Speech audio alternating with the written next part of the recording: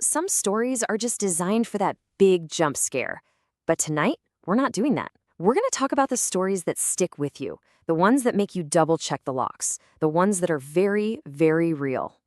I mean, think about it, right? A monster jumps out of a closet. A killer pops up behind a curtain. It's a shock for sure. Your heart pounds, you get that adrenaline rush, and then it's over. Because deep down, you know you're safe on the other side of the screen.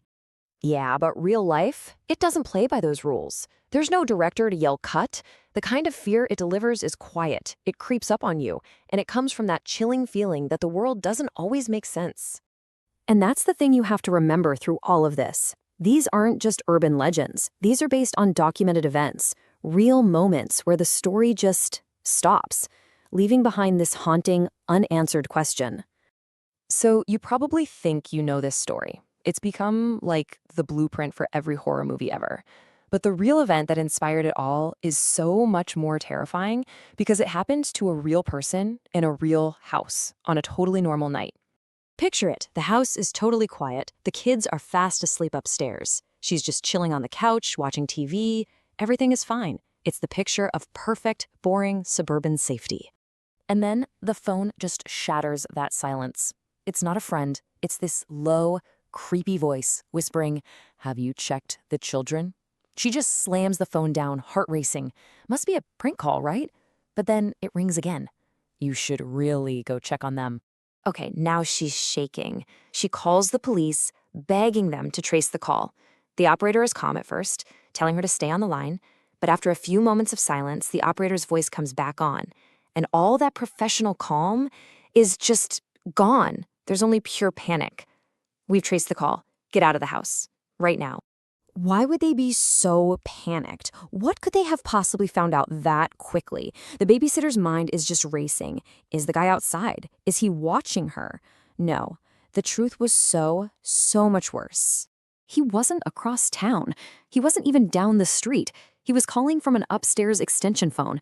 He had been in the house with her and with those kids the entire time. The danger wasn't trying to get in. It was already there. But not all terror comes from a place of malice. Sometimes it's born from something much, much stranger, kind of like an echo that just won't fade away. This next one happens on a lonely road late at night. It all starts as a simple act of kindness. A woman's driving, she sees a young man on the side of the road, and she pulls over to give him a ride. He gets into the passenger seat, quietly gives her an address, and then just nothing. He doesn't say another word.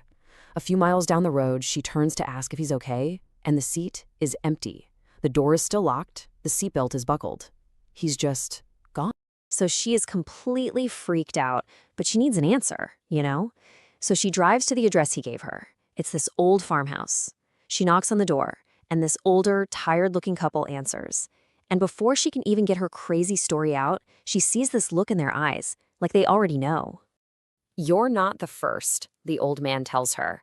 He explains that their son died in a car accident on that exact stretch of road years and years ago. And every now and then, some kind person picks him up, trying to help him get the rest of the way home. So for our next story, there are no ghosts, no creepy phone calls. The horror here is just colder. It's about a discovery out in the wilderness that completely breaks all the rules of science and what we think is possible. A man goes missing during a bad blizzard. The search party finds him days later, but what they see just makes no sense. He's frozen solid, yeah, you'd expect that, but he's standing perfectly upright, 1 foot forward, like he was flash frozen in the middle of taking a single step. There are no other tracks around him, no sign that he fell or struggled. He's just a human statue in the middle of a silent forest. And to this day, nobody has an explanation. That's just not how hypothermia works. The human body collapses. It doesn't just stop and freeze in place. Whatever happened to that poor guy out there in those last moments, it's something that just shouldn't be possible. Okay, now we're going to move from the physically unexplained to the deeply personal. This story is all about having your safest space violated and the terrifying idea that someone has been watching you for a long, long time. Imagine this. You get a plain brown package delivered to your door. You open it up, and inside are dozens and dozens of photographs. And as you flip through them, this cold dread just washes over you. They're photos of your house, your bedroom, your kids' playroom, and they were all taken from inside.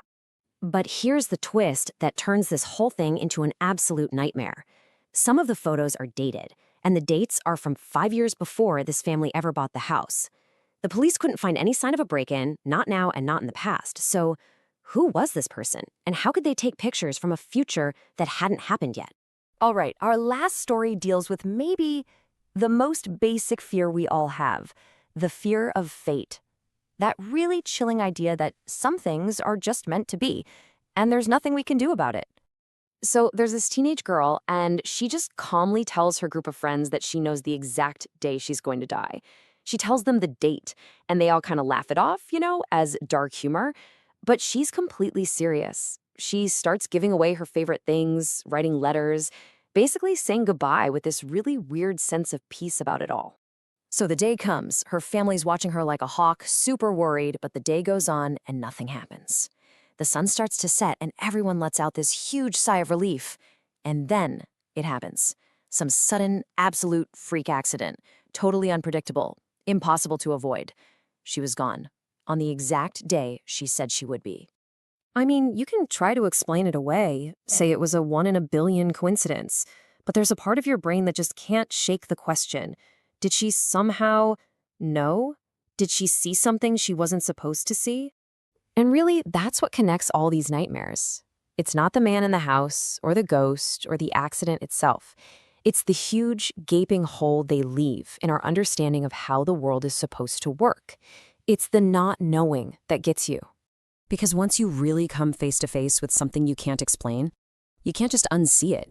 That knowledge that the world is so much wilder and stranger and honestly a lot more terrifying than you thought, it stays with you. It's like a door opens in your mind and it never really shuts all the way again. So I have to ask you, which one of these is sticking with you? The men inside the house, the vanishing passenger, the frozen man in the snow, the impossible photos, or the girl who knew too much? Drop a comment below and let me know which one of these stories really got under your skin. And hey, if this genuinely creeps you out, go ahead and hit that like button. And make sure you subscribe, because believe me, reality has plenty more nightmares waiting for us to find.